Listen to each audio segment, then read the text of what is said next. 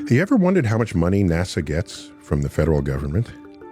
There's some people who are sure it's too much. Why are we spending money up there when we could be spending money down here? They see the James Webb Space Telescope. They might even admire the images, but they look at all the problems on Earth and say, we need to solve those problems first. Well, hard to argue against that. But I think of things a little differently. Imagine it's 30,000 years ago, and we're all in a cave. And the youngins, they go to the cave door, and they pry it open. They peeked out the cave door, and they see mountains and valleys and plants and fruit. And they don't have words for this yet because they only just now discovered it through the open door, and they want to go explore. So they go back to the cave elders and say, we'd like to explore what's beyond the cave door. And the elders have a caucus, and they think about it, and they judge whether it's wise or foolish to engage in this kind of activity. And they return to the young ones and they say, no, we have cave problems that we need to solve first before you explore beyond the cave. The very construct of that scenario is absurd because you know the value of discovery beyond the cave door. So when I hear someone on Earth, on this speck of rock called Earth, say, we have Earth problems, let's solve them first before we explore the rest of the universe, all I can think of is this conversation in the cave. But holding that aside, let's quantify some of these costs.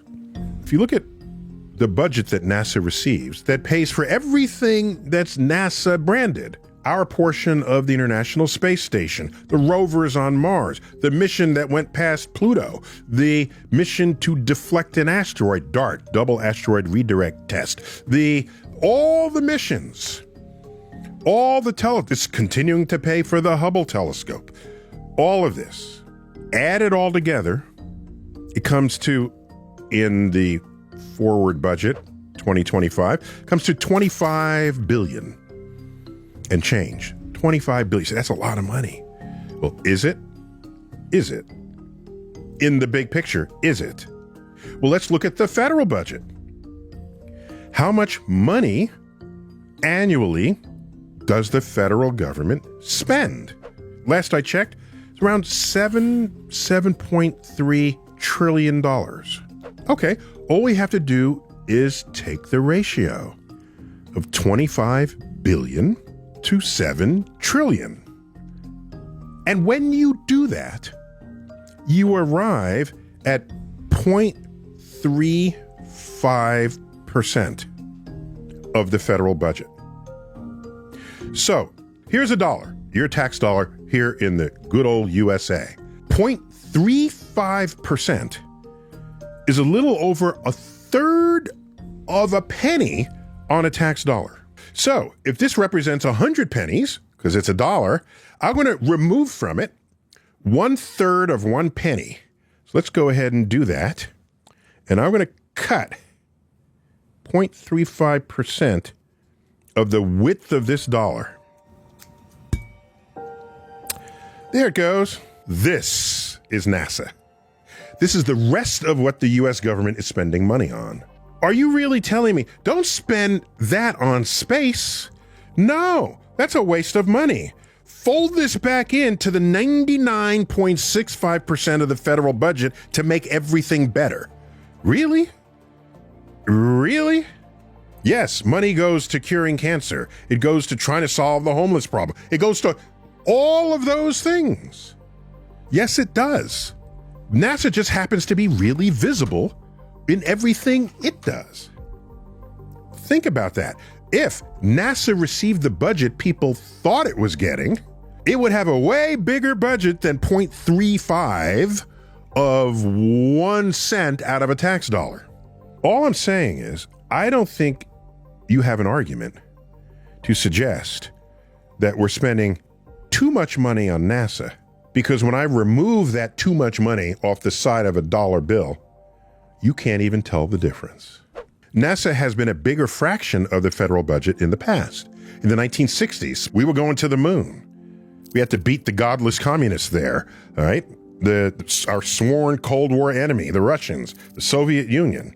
So yeah, the whole country was behind that, fulfilling President Kennedy's dream, an assassinated beloved president, right? You know we're going to make good on that promise to put a man on the moon and return him safely to Earth before the decade is out. I get that. But just consider, in that decade, how hopeful we all were of the future. What mood it created within us. Yes, we had problems. Civil rights movement, the Cold War, a hot war in Southeast Asia, campus unrest. Yeah, there was problems in the world. But you know what else we were doing? You didn't have to wait more than a week, maybe 2 weeks, before there was a cover story in Life magazine. Earlier on, maybe Collier's magazine, Time magazine. And these are big magazines. People read these every week. There'd be a headline, the food of tomorrow, homes of tomorrow, transportation of tomorrow. There was a lot of tomorrow. We were going to the moon. The Apollo program was funded. And that represented our future of science, our future of technology, how we would live, work, and play as the exemplar free nation of this world. So as we get wealthier, we can keep the same budget for NASA and it would become a smaller and smaller fraction of the total. That's what happens when your federal budget goes up. If not everything goes up with it, it shows a lower fractional commitment that the government is allocating to that cause. So that happens too. And there's a little bit of both. All I'm saying is, how much is the universe worth to you?